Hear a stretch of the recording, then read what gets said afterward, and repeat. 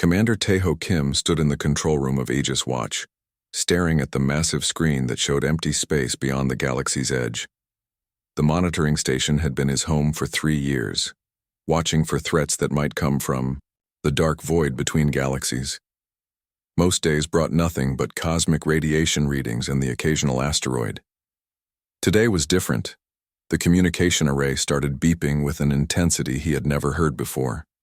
Multiple frequencies lit up across the display, each one carrying signals from deeper in the galaxy than any human had ever been. The automated systems struggled to process the flood of incoming data. Dr. Hai-Jin Park to the control room immediately. Taeho spoke into his comm unit. The station's language expert would need to see this. Something big was happening in the inner galaxy, and whatever it was, multiple alien species were all trying to talk about it at once. Ye-Jin arrived within minutes, her dark hair still messy from sleep. She had been working late again, studying the few alien languages humans had encountered over the years. Most alien species avoided human space, calling Earth's solar system Hell's Gate because of how dangerous they thought it was. "What do we have?" she asked, settling into her workstation. The screens around her filled with wave patterns and frequency analyses. Multiple signals, all coming from the galactic core region, Taeho explained. The computer counts at least 40 different transmission types. Some of them are repeating the same patterns over and over. Hai-Jin's fingers flew over her controls, isolating different signals and running them through the translation software. Her expression grew more serious with each passing minute. "This is not normal communication traffic. These signals have the structure of emergency broadcasts." The main screen shifted to show a galactic map with transmission sources marked as bright red dots. They formed a rough circle around the galaxy's center, but the circle was shrinking. As they watched, several dots disappeared entirely. "Commander," Hai-Jin said quietly, "I think we need to wake up Admiral Boram Lee." Admiral Lee arrived on the station 12 hours later, having taken the fastest ship available from the human fleet's main base. She was a small woman with steel-gray hair and eyes that had seen too many battles along the galaxy's dangerous rim. The outer edge of the galaxy was full of pirates, rogue asteroids, and stellar phenomena that could destroy entire fleets. Humans had learned to survive there because they had no choice. "Show me what you have," she said without any greeting. Ye-Jin had been working non-stop since the signal started. Her translation had progressed enough to understand the basic meaning of several transmissions. "Admiral, this is a galaxy-wide SOS. Multiple species are calling for help against something they call the Void Swarm." The main display showed the translated text from dozens of different languages. Each message told the same story. Crystalline entities had appeared at the galaxy's center, consuming entire worlds and converting everything into more of themselves. Peaceful species that had ruled the inner galaxy for thousands of years were being wiped out. "Look at this transmission," Hai-Jin said, highlighting one particular message. "It's from something called the Volani Confederation. They're offering their entire accumulated knowledge and technology to any civilization that can help them militarily." Admiral Lee read the message carefully. The Volani described fleets of millions of ships being destroyed, planets stripped of all life, and a spreading wave of destruction that moved outward from the galactic core. They estimated 72 standard time cycles before all organized life in the galaxy would cease to exist. "They're desperate enough to ask for help from species they've never contacted before," the Admiral noted, "including us." Taeho pulled up another section of the translated messages. "Admiral, there's more. They have detailed descriptions of every known species in the galaxy, including humans. Look what they say about us." The Volani files described humans as primitive survivors from Hell's Gate, who lived on a death world of impossible conditions. They noted that human space was avoided by most species because of the extreme dangers humans seemed to consider normal. Radiation storms that would kill most aliens were minor inconveniences to humans. Gravity levels that would crush other species were standard on human worlds. "They think we're insane," Admiral Lee said with a slight smile. "Living in conditions that would kill them, fighting wars against impossible odds, and somehow thriving in the most dangerous part of the galaxy. The question is," Hai-Jin said, "do we help them?" Admiral Lee studied the galactic map. The inner galaxy was home to trillions of beings across hundreds of species. The outer rim where humans lived had maybe a few billion people total, spread across dozens of harsh worlds and space stations. In terms of numbers, humans were insignificant, but humans had something the inner galaxy species apparently lacked: experience with impossible situations. "Contact Fleet Command," Admiral Lee ordered. "Tell them to begin mobilizing every available ship. We're going to war." Over the next week, the largest human fleet in history assembled at the edge of known space. Ships came from every human colony, mining station, and defense outpost. The fleet included massive dreadnoughts built to fight pirates, fast destroyers designed to hunt down raiders, and thousands of fighters that could operate in conditions other species considered uninhabitable. The flagship was the Indomitable Spirit, a kilometer-long battleship that served as Admiral Lee's mobile command center. Its armor had been forged from the hull metal of defeated pirate ships, and its weapons had been tested against some of the most dangerous threats in known space. Captain Dongwook Han stood on the bridge of his assault carrier, the Storm's Eye, watching the fleet formation take shape around them. He had fought in the border wars against the Ketharan raiders and survived the disaster at the Void Nebula, where half the human fleet had been lost to gravitational anomalies. Like most human officers, he was used to fighting enemies that outnumbered and outgunned his forces. "Sir," his communications officer reported, "we're receiving updated intelligence from the monitoring stations. The situation in the inner galaxy is getting worse.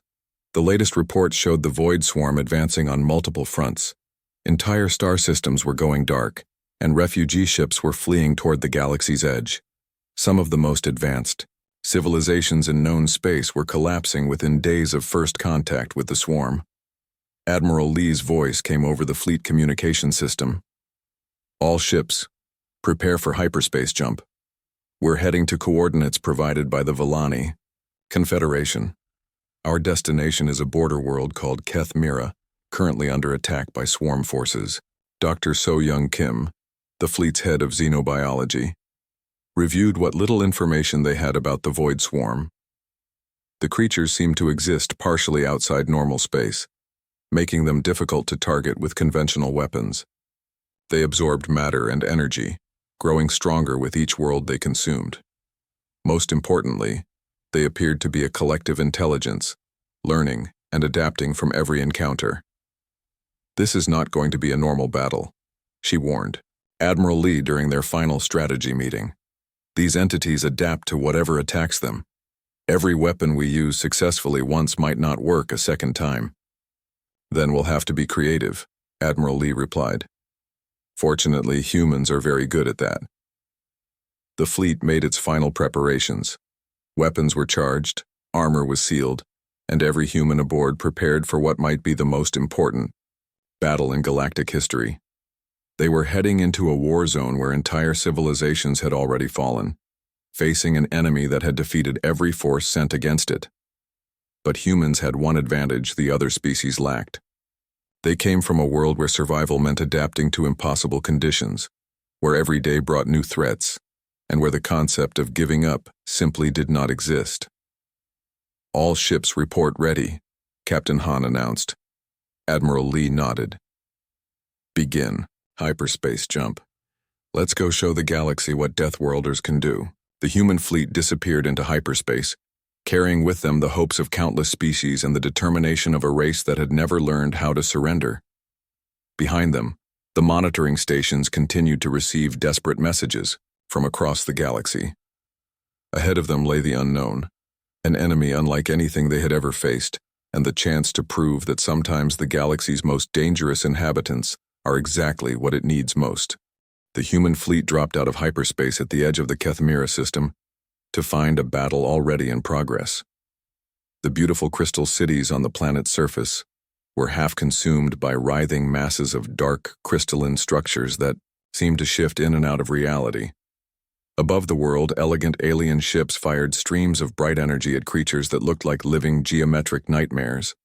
Captain Dongwook Han watched from the bridge of the Storm's Eye as the alien Weapons passed harmlessly through their targets. The Void Swarm entities phased between dimensions, existing in normal space just long enough to tear apart another ship before disappearing again. "Those are Volani ships," reported his tactical officer. "Their energy weapons aren't having any effect." The Volani vessels were works of art with flowing curves and crystalline hulls that reflected starlight like prisms. They moved with elegant precision, but their beautiful energy beams simply passed through the swarm entities without causing damage. Several ships had already been destroyed, their remains adding to the growing debris field. Admiral Lee's voice crackled over the communication system. "All human vessels weapons-free. Let's see if these things can phase through good old-fashioned explosives." The human fleet spread into attack formation. Unlike the graceful Volani ships, human vessels were built for function over form. Their hulls were thick armor plate, their weapons were crude but powerful, and their engines produced radiation signatures that would horrify more refined species. Captain Han ordered his ship forward. "Launch fighters and prepare kinetic bombardment. Target the largest concentration of swarm entities." Lieutenant Yunsu Choi strapped herself into her fighter cockpit aboard the Storm's Eye. Her ship, the Wildfire, was a compact death machine built for one purpose: destroying things that needed to be destroyed. The cockpit was cramped, the acceleration would crush most alien species, and the weapons systems required split-second timing that few beings could manage. "This is Wildfire launching now," she reported, guiding her fighter out of the carrier's launch bay. Around her, dozens of other human fighters formed up for their attack run. The swarm entities noticed the approaching human fleet. Several massive creatures, each the size of a city block, began to phase toward the human ships. Their crystalline forms twisted reality around them, creating distortions in space that made targeting difficult. "All fighters, attack pattern Delta," Yunsu called out. "Hit them with everything, multiple angles, rapid fire." The human fighters dove toward the swarm entities like angry insects, their weapons blazing. Unlike the focused energy beams of the Volani ships, human weapons threw everything possible at their targets. Kinetic slugs, explosive missiles, plasma charges, and experimental ammunition that most species would consider too dangerous to use. Something unexpected happened. The concentrated barrage from multiple directions disrupted the swarm entity's ability to phase out of normal space. One of the creatures, caught between dimensions by the chaos of overlapping weapon impacts, solidified, completely, and exploded in a brilliant flash of crystalline fragments. "Target destroyed," Yunsu shouted. "The rapid-fire approach works. They can't phase when they're taking hits from multiple vectors." Commander Jin Woo Park watched the fighter attack from his position aboard the assault ship Hammer's Edge. His ship specialized in boarding actions, carrying teams of Marines equipped to fight inside enemy vessels. But the swarm entities didn't look like anything that could be boarded. "Sir," his sensors officer reported, "one of those creatures is partially phased, about 60% solid, 40% in whatever dimension they hide in." Jinwoo studied the readings. The partially phased entity was struggling to fully enter normal space, apparently damaged by the fighter attack. "Prepare boarding pods. If it's partially solid, maybe we can get inside it." The Volani fleet commander, a being called Zephalos, watched the human attack with growing amazement from his flagship's command center. His species had evolved on a peaceful world, where cooperation and harmony were the highest virtues. They had never seen anything like the chaotic, seemingly suicidal tactics the humans were using. Human fighters performed maneuvers that should have killed their pilots instantly. The G-forces involved in their attack patterns were beyond what Volani physiology could survive. Yet the human pilots not only endured them but seemed to thrive on the challenge. One human fighter executed what appeared to be a suicide run directly at a swarm cluster ship. "That pilot will be killed," Zephalos predicted, calculating the trajectory and impact forces. But at the last possible moment, Lieutenant Yun Su ejected from her fighter, letting the unmanned ship continue its collision course. The explosion tore the swarm cluster ship apart, and Yun Su's escape pod was recovered by another human ship within minutes. "Wildfire requesting new fighter assignment," came her transmission. "Previous ship experienced rapid unplanned disassembly. Zephalos." realized that what he had interpreted as a suicide attack was actually a calculated maneuver. The human pilot had planned her ejection timing down to the second, accepting a survival probability that his species would consider impossibly low. Meanwhile, Commander Jin Woo's boarding pods punched through the hull of the partially phased swarm entity. The interior was unlike anything in known space, with crystalline corridors that seemed to exist in multiple dimensions simultaneously. His Marines, equipped with experimental hardlight suits that could interact with phased matter, began their advance into the creature's core. Movement patterns suggest this thing is partly alive and partly constructed, Jin Woo reported over his comm unit. The walls are growing around us, but they're following geometric patterns like a machine. Dr. So-Young Kim, monitoring from the fleet's science vessel, analyzed the readings from Jin Woo's team. Commander, try electromagnetic interference. Your suit's power systems might disrupt whatever keeps these things stable. Jin Woo ordered his Marines to overload their suit batteries in sequence, creating cascading electromagnetic pulses throughout the entity's interior. The effect was immediate and dramatic. The crystalline walls began to crack and spark, and the creature's phasing ability flickered on and off like a broken light. "It's working," Jin Woo reported. "These things need some kind of electromagnetic stability to maintain their phase shifting. Our equipment naturally disrupts it." The battle began to turn in favor of the human fleet. Ships that had been built to operate in the electromagnetic chaos of stellar storms and radiation fields created interference patterns that the swarm entities couldn't adapt to quickly enough. Weapons designed to punch through asteroid hulls, and pirate armor proved effective against crystalline structures that couldn't fully phase out of reality.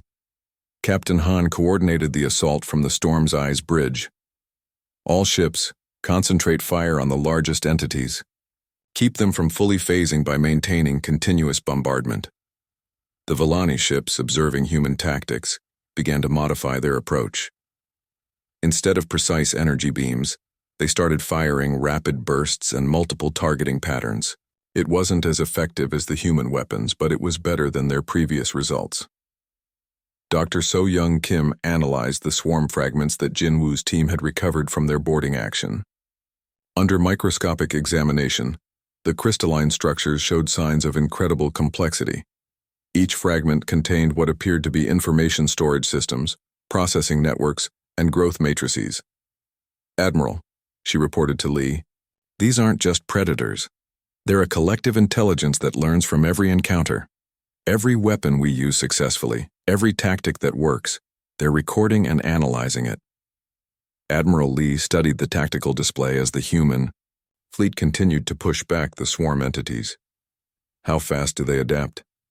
"Unknown, but I'm seeing signs that they're already beginning to counter our electromagnetic interference. We might have a limited window before they develop immunity to our advantages." The battle for Kethmira continued for 6 hours. By the end, the human fleet had destroyed most of the swarm entities in the system and saved the planet's remaining population. But the cost had been significant. 12 human ships destroyed, hundreds of fighters lost, and casualty reports that would have broken the morale of most species. Instead, the human fleet began immediate repairs and prepared for the next engagement. Damaged ships were patched with armor plating from destroyed vessels. New fighters were assembled from spare parts and scavenged materials. Wounded crew members who could still function returned to duty within hours. Zephalos requested permission to come aboard the Indomitable Spirit to meet with Admiral Lee. The Villani commander was tall and graceful, with translucent skin that seemed to glow with inner light. His species had evolved in paradise compared to the harsh worlds humans called home. "Admiral Lee," he said through a translation device, "my people have fought the swarm for 12 cycles. You defeated them in less than 1 day. How is this possible?" Admiral Lee considered her response. "Your species built weapons for a civilized war against civilized enemies. We built weapons to survive in a place where everything is trying to kill us. The swarm may be formidable, but they're not more dangerous than a solar flare or a gravity storm or a rogue black hole."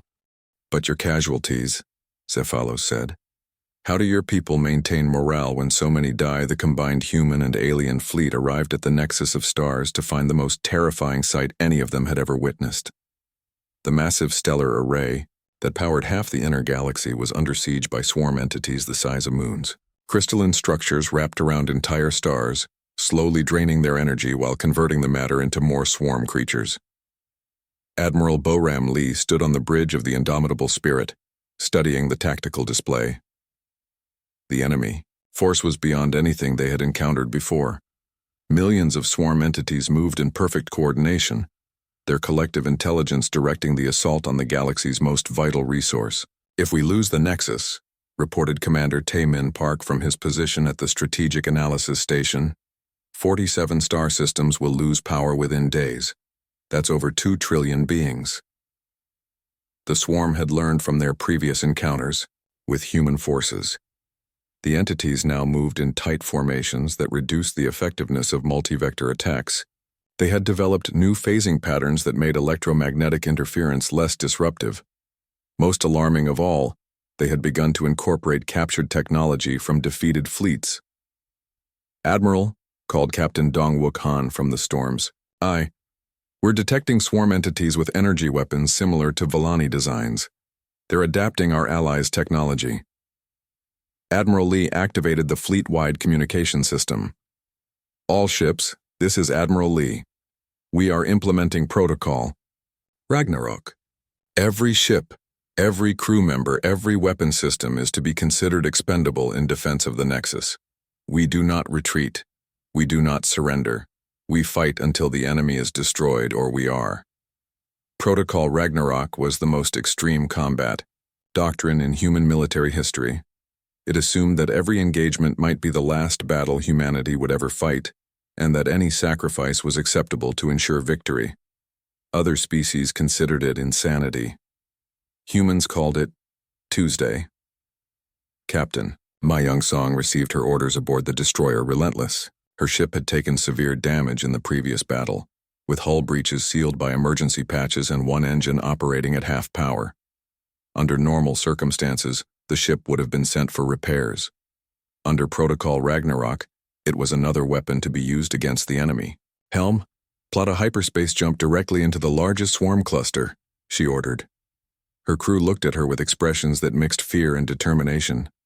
They knew the jump was suicide, but they also knew it might be the only way to disrupt the enemy formation enough for the rest of the fleet to advance. Dr. So-Young Kim had been analyzing swarm behavior patterns since the battle began. From her laboratory ship positioned at the fleet's rear, she watched the enemy movements with growing understanding. "Admiral, I think I've found something. The swarm entities aren't just following orders from a central command. They're sharing experiences in real time. There's a coordination node somewhere in that formation. Can you locate it?" Admiral Lee asked. "Working on it," So-Young replied, her instruments scanning the massive swarm formation. The data patterns suggest it's inside one of the largest entities, but finding the exact location will take time. We don't have. Captain Mi Young's ship, the Relentless, made its hyperspace jump directly into the heart of the swarm formation. The destroyer emerged inside a crystalline creature the size of a small moon, its hull instantly beginning to buckle under the pressure of existing inside a living entity. But the ship's nuclear reactor was already overloading, set to detonate in 30 seconds. "This is Captain Song," came her final transmission. "Relentless is inside the target. Nuclear detonation in 15 seconds. It's been an honor serving with you all." The explosion tore through the massive swarm entity from within, creating a chain reaction that destroyed dozens of smaller creatures. But more importantly, it disrupted the coordination patterns Dr. So-Young had been tracking, revealing the location of the command node. "There," So-Young called out, highlighting a specific entity on the tactical display. "That creature is processing communication signals from across the entire swarm network. It's their command center." Engineer Hyun-Woo Lee worked frantically in the Indomitable Spirit's engineering section, following Admiral Lee's desperate orders. She wanted him to turn the entire ship into a giant electromagnetic pulse weapon, using every power generator and energy storage system simultaneously. The pulse would be powerful enough to disrupt swarm phasing across an entire stellar region, but it would also burn out every system on the ship. "Admiral," Hyun-Woo reported, "the EMP will work, but will lose all power afterwards. The ship will be dead in space, completely helpless. Do it, Admiral Lee ordered without hesitation. Time the pulse to coincide with the main fleet attack. We'll have one chance to hit them while they're unable to phase. Colonel Jae-hyun Kim received the most impossible assignment of the battle. Intelligence reports indicated that several swarm entities were moving toward populated worlds with the intention of consuming them entirely. The creatures were too large and too fast for conventional intercept, but they might be vulnerable to direct assault by boarding teams. You want us to board those things in open space? Asked Lieutenant Woo Jin Lee, studying the mission parameters. The plan called for Marines in environmental suits to use jetpacks to reach the creatures, plant antimatter charges in their cores, and somehow escape before the explosions. The survival probability is less than 5%, Colonel Kim admitted to his volunteer force. But if we don't stop those creatures, entire worlds die. Billions of people who can't fight back, who are counting on us to protect them. Every Marine in the unit volunteered. They launched from their transport ships in small groups, flying through the vacuum of space toward targets that dwarfed battleships. Their suits were equipped with the most advanced stealth systems human technology could provide. But stealth meant little when flying directly at enemies who could sense electromagnetic fields. The first group of Marines reached their target without being detected. Colonel Kim led them through cracks in the creature's crystalline shell, navigating passages that existed in multiple dimensions simultaneously. The antimatter charges had to be placed precisely in the entity's core structure, requiring the teams to penetrate deep into hostile territory with no support and no chance of rescue if things went wrong. Charges placed, Colonel Kim reported. Detonation in 60 seconds, all teams emergency extraction. Only half the Marines made it back to their ships before the explosions. The antimatter charges tore the massive swarm entities apart from within, saving the worlds they had been approaching. But the cost was devastating. Entire squads of humanity's best soldiers lost in the vacuum of space, their sacrifice known only to their comrades and the billions of lives they saved. The main fleet assault began as Engineer Hyun-woo triggered the Indomitable Spirit's massive EMP. The pulse swept across the battlefield like an invisible wave, disrupting every swarm entity within range and forcing them into normal space where conventional weapons could target them. Human ships throughout. The fleet opened fire with everything they had. Kinetic rounds, explosive missiles, plasma charges, and experimental weapons that had never been tested in combat all converged on the suddenly vulnerable swarm creatures. The coordinated barrage was so intense that it created its own light show, turning the space around the Nexus into a constellation of explosions. Direct hit on the command entity, reported Captain Han from the Storm's Eye. It's breaking apart. The destruction of the swarm command node created chaos throughout their formation. Individual entities began acting independently, their perfect coordination replaced by confused and conflicting behaviors. Some tried to retreat, others continued attacking, and many simply stopped moving entirely as if waiting for orders that would never come. But the victory came at a terrible price. The human fleet had lost 40% of its ships, including the Indomitable Spirit, which drifted powerless and defenseless after its EMP attack. Thousands of crew members were dead or missing, and the survivors faced the reality that they had won this battle only by sacrificing everything they had. Admiral Lee, now aboard a rescue ship after evacuating her flagship, looked at the casualty reports with the grim satisfaction of someone who had expected even worse losses. Status report on the Nexus? The stellar array is secure, reported Commander Park. Swarm infestation has been eliminated from all critical systems. Power flow to dependent star systems is being restored. Dr. So-Young Kim's analysis of the battlefield revealed something that both encouraged and terrified the surviving fleet. Admiral, the swarm entities we defeated here were adapting to our tactics in real time.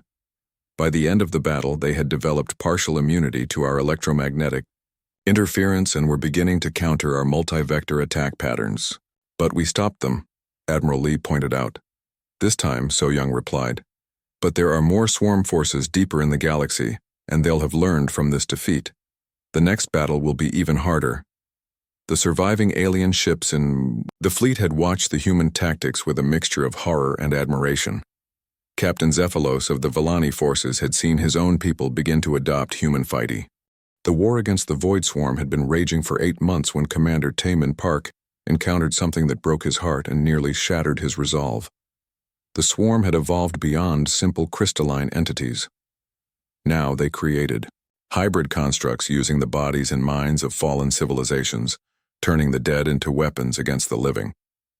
Tai Min's ship, the Iron Will, approached the planet Vethara, where intelligence reports indicated a swarm research facility. What they found instead was a nightmare that would haunt every member of the crew for the rest of their lives.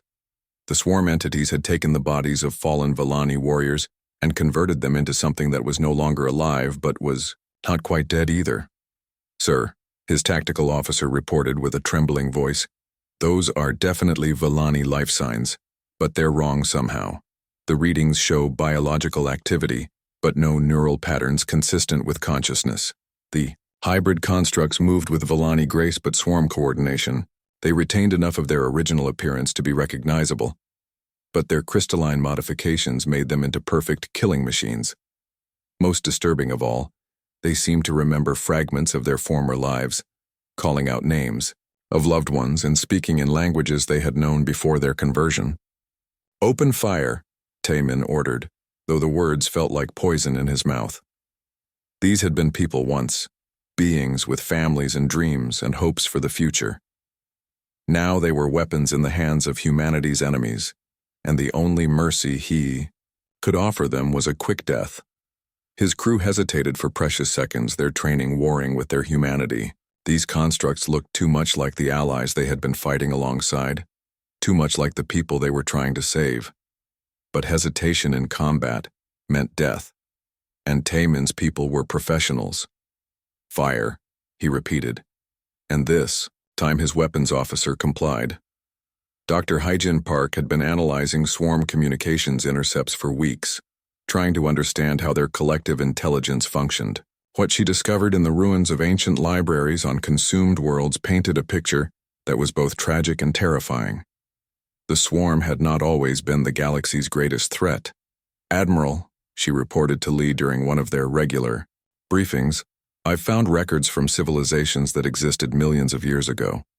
The swarm were once called the Harmony Collective. They were a peaceful species that achieved perfect unity of thought and purpose. The ancient records described beings who had transcended individual consciousness to become part of something larger and more perfect. They had solved every problem their species faced: war, poverty, disease, even death itself. Their society had been a paradise of perfect cooperation and mutual understanding." "What went wrong?" Admiral Lee asked, though she suspected she already knew the answer. "They decided that their perfection should be universal," Hyjin replied. "They began converting other species, believing they were offering them the gift of harmony. When other civilizations resisted, the collective concluded that individual consciousness itself was the source of all suffering and chaos in the universe." The implications were staggering. The swarm was not trying to destroy the galaxy out of malice or hunger. They genuinely believed they were saving it, creating a perfect universe where no being would ever experience pain, loss, or uncertainty again. Every world they consumed was another step toward their vision of universal peace. Meanwhile, the human fleet was paying a price that even Admiral Lee was beginning to question. Earth Command had been sending increasingly urgent messages demanding that the fleet return to human space. The casualties were unsustainable. Entire families had lost multiple members to the war, and some human colonies were struggling to maintain basic functions as more people were called to military service. Captain Dong-Wook Han read the latest casualty reports with growing despair. The Storm's Eye had been his command for 5 years, but most of his original crew were gone now. Replacements came from Earth's military academies, young people who had never expected to fight in a galactic war. Some were barely 18 years old, thrust into combat situations that would challenge experienced veterans. "Sir," his new communications officer reported, "we're receiving a priority transmission from Earth Command. Admiral Chen orders our immediate return to defend human space." Han looked at the message displayed on his screen. Admiral Chen made valid points. Human losses were approaching 30% of the fleet. Earth's colonies were vulnerable to other threats while their ships fought the swarm, and there was no guarantee that saving the inner galaxy would benefit humanity in the long run. But Han also looked at the tactical display showing allied ships from dozens of species, all following human tactical doctrines, all depending on human leadership to coordinate their desperate defense. If the human fleet withdrew now, the alliance would collapse within days and trillions of beings would die. "Delay transmission of that message to Admiral Lee," Han ordered. "Technical difficulties with our communication array." His crew understood what he was really saying. They would continue to fight, even if it meant disobeying direct orders from Earth Command. The alternative was abandoning their alien allies to certain death, and that was something no human officer could accept. The swarm had developed new tactics that specifically targeted human weaknesses. They had learned that humans formed emotional attachments to their comrades and would take enormous risks to save wounded personnel. Swarm entities began using fake distress signals and creating situations designed to lure human rescue teams into traps. Lieutenant Yun-Soo Choi fell victim to one such trap during a routine patrol mission. Her new fighter, the Phoenix, responded to what appeared to be a damaged human ship, broadcasting an emergency beacon. When she approached to offer assistance, the damaged ship revealed itself to be a swarm construct that had incorporated human technology. "This is Phoenix, I'm under attack," she transmitted as crystalline tendrils reached out to drag her fighter toward the creature's core. "It's some kind of hybrid entity using human ship signatures," Captain Han immediately ordered. A rescue mission, knowing it was exactly what the swarm wanted him to do. But human military doctrine was clear. No one gets left behind. The Storm's Eye changed course to intercept the swarm construct, along with 6 other ships that volunteered for the dangerous rescue operation. The battle that followed cost humanity 2 destroyers and 43 crew members to save 1 fighter pilot. By any logical calculation, it was a losing exchange, but it sent a message to every human in the fleet. No matter how desperate the situation became, their commanders would never abandon them.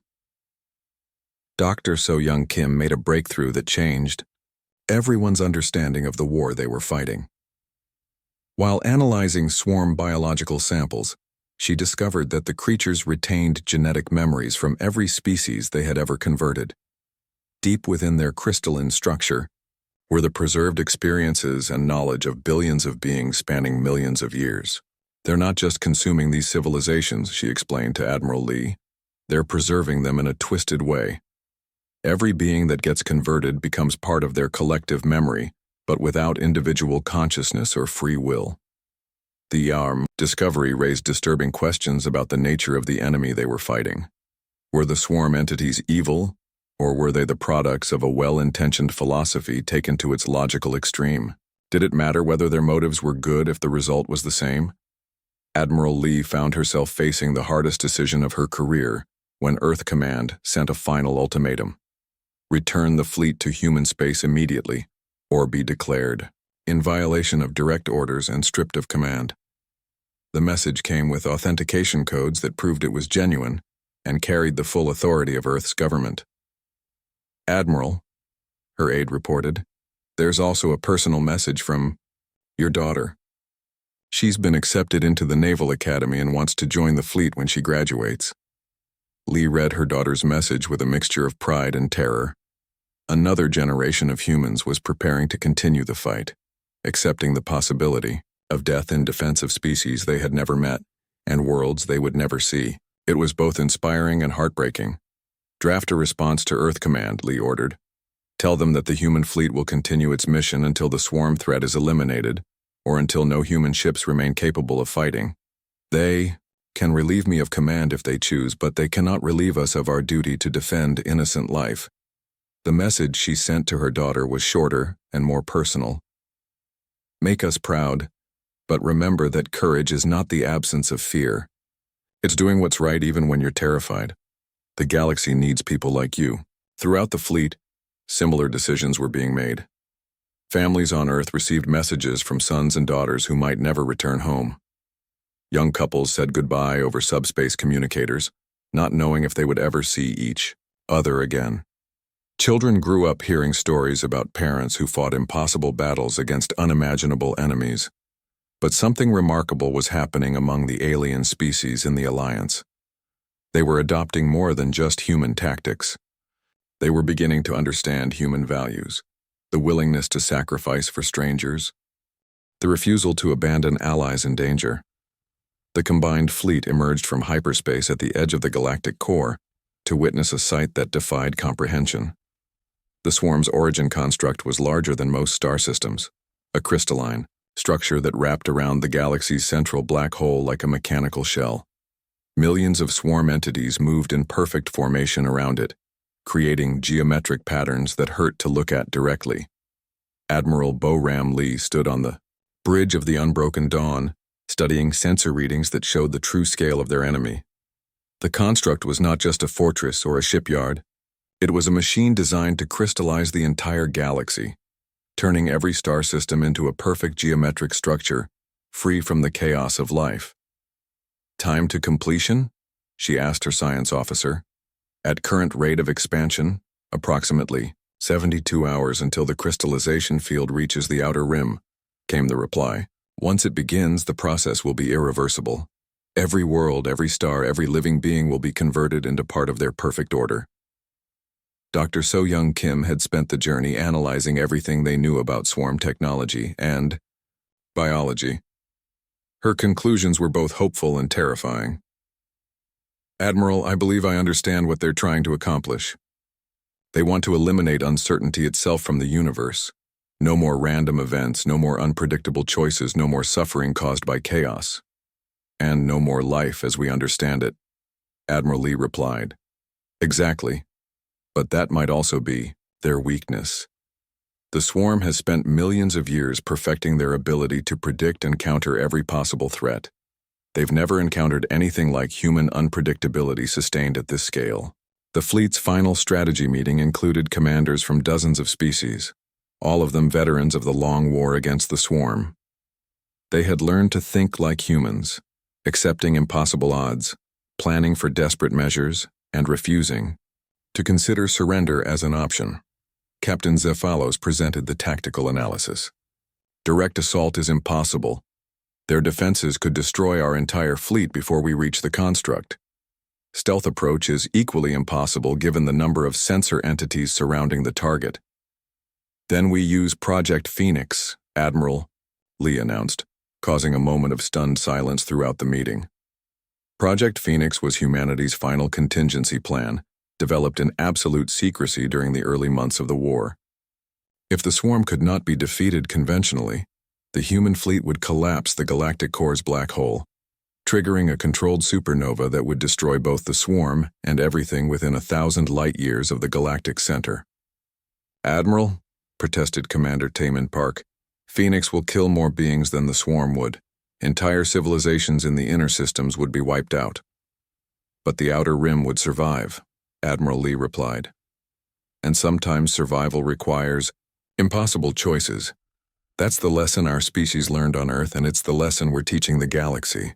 Dr. So-Young Kim raised her hand for attention. There might be another option. I've been working on something I call the hope algorithm. Instead of destroying the swarm, what if we could change them? She explained her theory. The swarm's collective intelligence was based on absolute certainty and perfect knowledge. They had eliminated doubt, curiosity, and hope from their existence because these emotions led to chaos and unpredictability. But what if those same emotions could be reintroduced as a virus in their communication network? Hope is the most human emotion, she continued. It's the ability to believe in possibilities that logic says are impossible. If we could inject that concept into the swarm's collective mind, it might disrupt their entire system. How do we deliver this algorithm? Asked Captain Dong Wook Han. Someone has to interface directly with their central intelligence, So-Young replied. Physical contact with the origin construct's core processing center. It would be a suicide mission, but it might work where conventional weapons have failed. The fleet spent their final hours preparing for both options. Project Phoenix required precise positioning of the human dreadnoughts around the galactic core. while the HOPE algorithm required a volunteer to penetrate the most heavily defended location in known space. Lieutenant Yoon-Soo Choi, now promoted to admiral after the losses suffered during the Long War, volunteered to deliver the algorithm. Her new ship, the Eternal Phoenix, was equipped with experimental stealth systems and the fastest engines human technology could produce.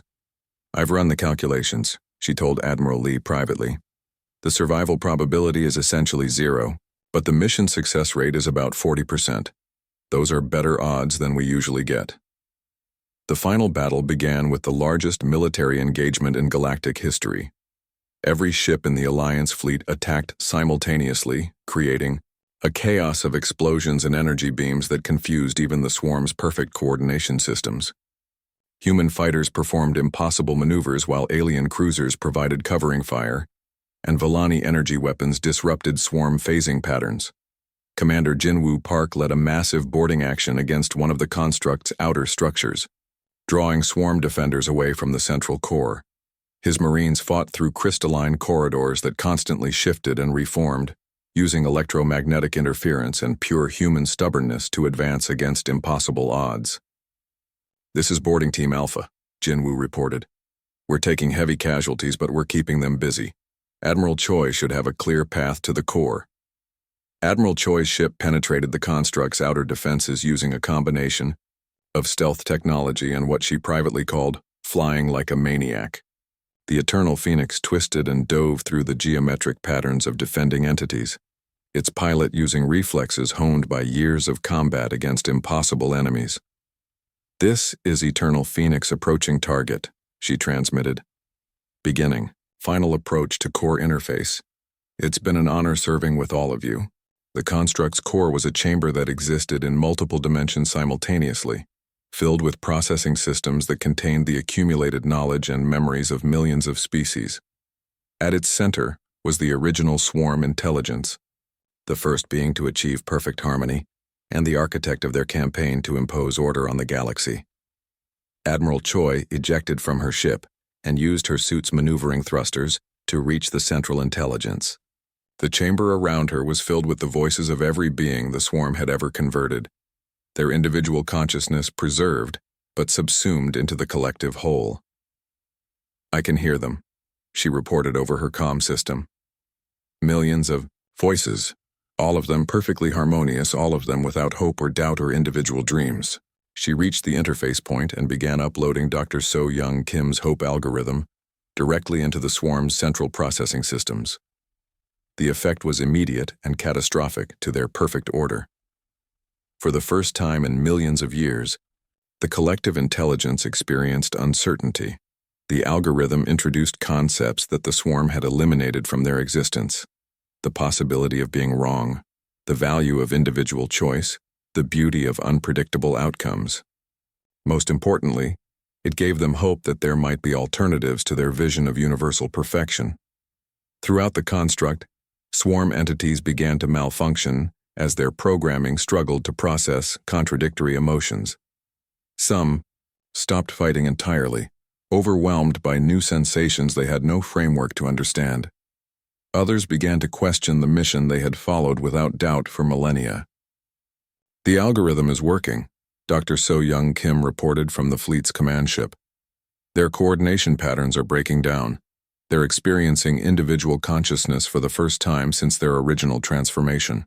But the ET process was not without cost.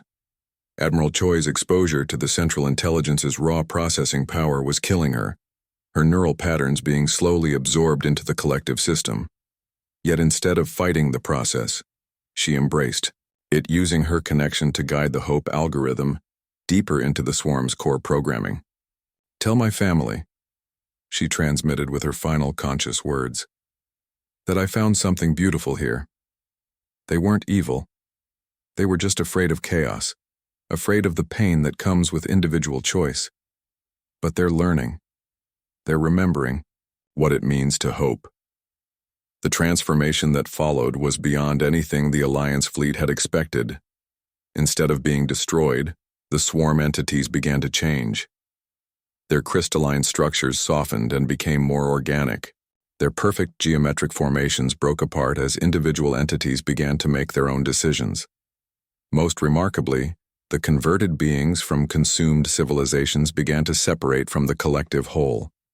Their individual consciousness, preserved within the swarm's memory systems, reasserted itself as the Hope algorithm gave them the strength to reclaim their identity. Captain Zephalos watched in amazement as Villani crew members who had been presumed dead for months materialized. On his ship, their consciousness restored but their memories intact. They retained the knowledge they had gained as part of the collective, but they had also reclaimed their individual hopes, dreams, and fears. The galactic core construct began to transform from a crystallization machine into something unprecedented. The reformed swarm entity,